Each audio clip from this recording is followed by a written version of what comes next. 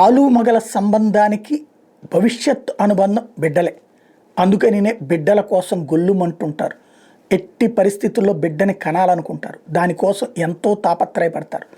కనలేమనుకున్నప్పుడు కనీసం దత్తత తీసుకోవాలనుకుంటారు. దత్తత కంటే ముందు ఆర్టిఫిషియల్ కాన్సెప్ట్లో ప్రయత్నిస్తుంటారు. ఇవన్నీ ఒక ఎత్తు అయితే, ఆడవాళ్ళు మగవాళ్ళు ఆడవాళ్ళుగా మారే సెక్స్ మార్పిడిలు చేయించుకునేటటువంటి దాన్ని అమెరికా, యూరప్ దేశాలు మొన్నటిదాకా ప్రోత్సహిస్తూ వచ్చినాయి. ఎల్జీబీటీ కమ్యూనిటీని ఈవెన్ యుఎస్ఐడ్ నుంచి కూడా బోల్డ్ అంత ఫండ్ వెళ్ళింది అన్నటువంటిది కూడా చెప్పుకొచ్చింది. అదే సందర్భంలో ట్రంప్ వచ్చాక దానికి బ్రేక్ వేయటం చూసాం.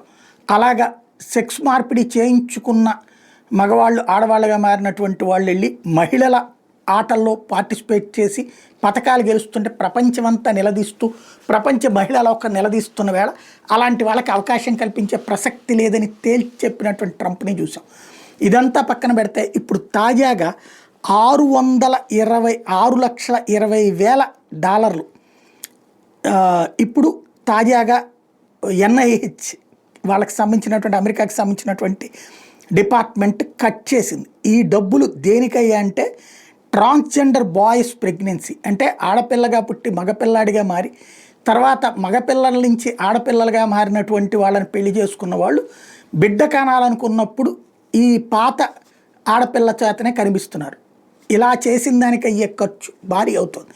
దానికి అక్కడున్న ఈ ఫండింగ్ నడుస్తున్నది వాళ్ళ ప్రభుత్వాల నుంచి. ఇప్పుడు దానికి బ్రేక్ వేశారు.